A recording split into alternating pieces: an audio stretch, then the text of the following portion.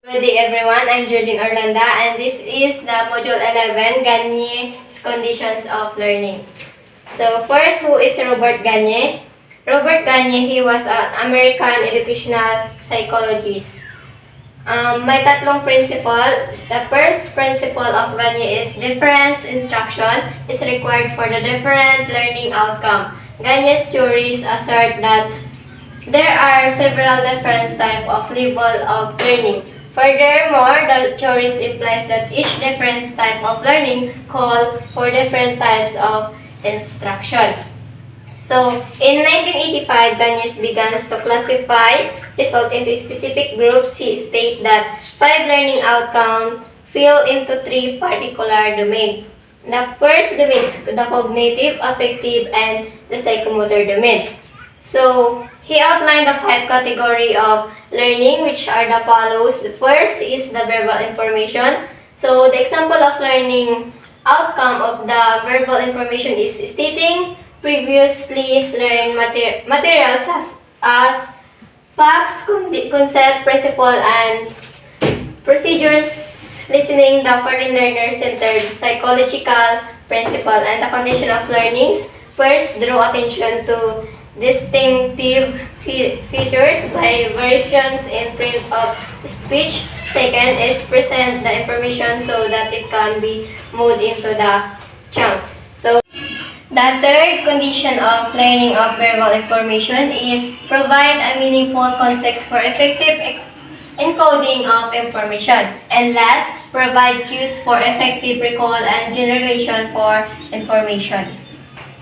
So, verbal information is ito po yung tinuturo ng iba't ibang mga diskarte upang makatulong sa memory recall ng isang bata, at ang paggamit ng mnemonics na diskarte ay makakatulong sa pag-aaral na gumawa ng connection sa impormasyon at mas madaling maalala ng mga bata. So, second is intellectual skill.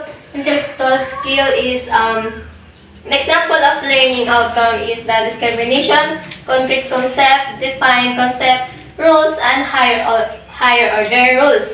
And the condition of learning of the intellectual skill is first, call attention to distinctive features. 2, stay with the limit of working memory. Third, stimulate the recall of previously learned component skill. 4, present verbal cues to the ordering or combination of component skill. And last, schedule of occasion for practice and space review. So, yung intellectual skill, ito yung mga kung paano sindin ang mga pamamaraan upang makagawa ang mga ibang bagay. Mayroong 5 magkakaibang antas ng pagkatuto sa loob ng kategoryang ito.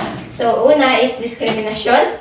So, the discrimination is the capacity of to classify object by one or more of their characteristic. Halimbawa nito is yung pagkakaiba sa pagitan ng octopus tsaka squid, or yung alligator sa crocodile. Next is concrete concept. Ito naman yung may kakayahang tumukoy ng mga bagay batay sa isa o higit pang kanilang mga nakakatanging katangian tulad ng hugis o kulay. Halimbawa nito is identify a tomato as a vegetables or a fruit. And ang konseptong ito ay mas mahirap kaysa sa diskriminasyon dahil ang mag-aaral ay dapat magbalangkas ng mga pangunahing katangian ng bagay. Dapat ang isang mag-aaral ay matuto ng diskriminasyon bago sila matuto ng concrete concept. Next is defined concept. Yung defined concept naman, ito yung kakayahan ng magpakita ng pag-unawa tungkol sa isang abstract na bagay o kaganapan. Ang kasanayang ito ay nangailangan ng kakayahang magpaliwanag ng higit pa kaysa sa kahulugan ng aklat aralin ng isang concept. Halimbawa nito is ang tukuyin ng isang pamilya o isang komunidad. And next is rules.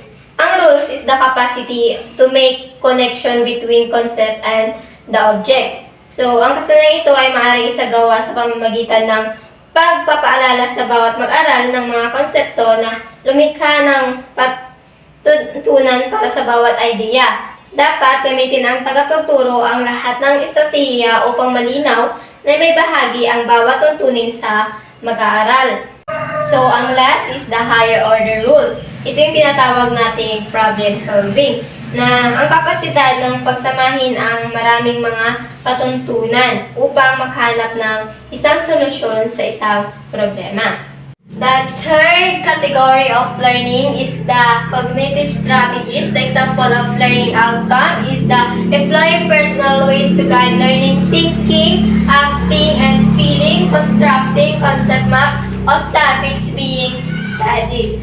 The condition of learning is the first, describe or demonstrate the strategy. Second, provide a variety of occasion for practice. And the third, provide informative feedback as to the creativity of originality of the strategy as outcome. Itong cognitive strategies is there are a few strategies for learning as well as for thinking na tinatawag din nating metacognitive strategy. And these strategies help students to control their everyday stress, manage their time effectively, and focus their attention on their task. And the fourth category of learning is the attitudes. Choosing personal action based on internal state of understanding and feeling, deciding to avoid soft drinks and drinking at least 8 glasses of water every day. And the condition of learning, establish an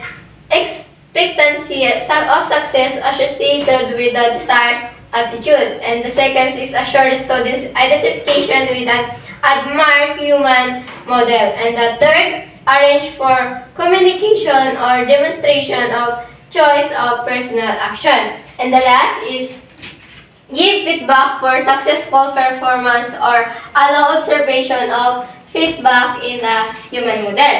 The attitude is found in the affective domain due to its unique state, and ang salubin ng isang tao ay madalas mahirap sukatin, kumbaga, dahil ang bawat individual ay dapat magpahayag ng kanilang sariling iniisip. Ang mga self-report questionnaire ay isang halimbawa kung paano natin masusuri ang mga salubin ng isang mag-aaral. Dahil ang salubin ay naobserbahan sa ating pagkilos nito.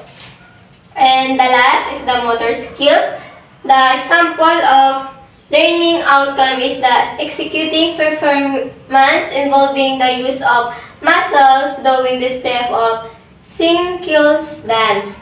The condition of learning is present verbal or others guidance to cue the executive subroutine, and the second is arrange repeated practice, and third, furnish immediate feedback as to the accuracy of performance, and the last is encourage the use of mental practice. The motor skills is kabilang siya sa psychomotor domain, which is the only category in the psychomotor domain skill ay ito yung physical na aksyon na sinusuri sa mga komplikadong pagtatakal tulad ng pagsasayaw, skateboarding, and pwede rin yung pagsusulat gamit ang isang ballpen or lapis. And the second learning principle is the learning hierarchies defines what intellectual skills are to be learned and the sequence of instruction.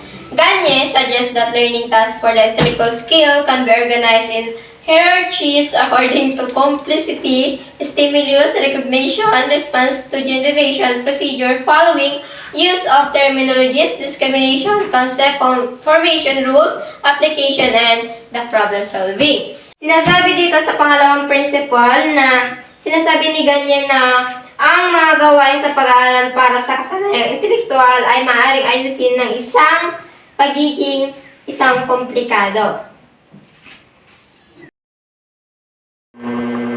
So, my conclusion is, Gagne theory deals with all aspects of learning. However, the focus of the theory is on the intellectual skills. The theory has been utilized to this instruction in all domains. In the earlier version of the theory, special attention was given to military training setting. And that's all my report. Thank you for watching.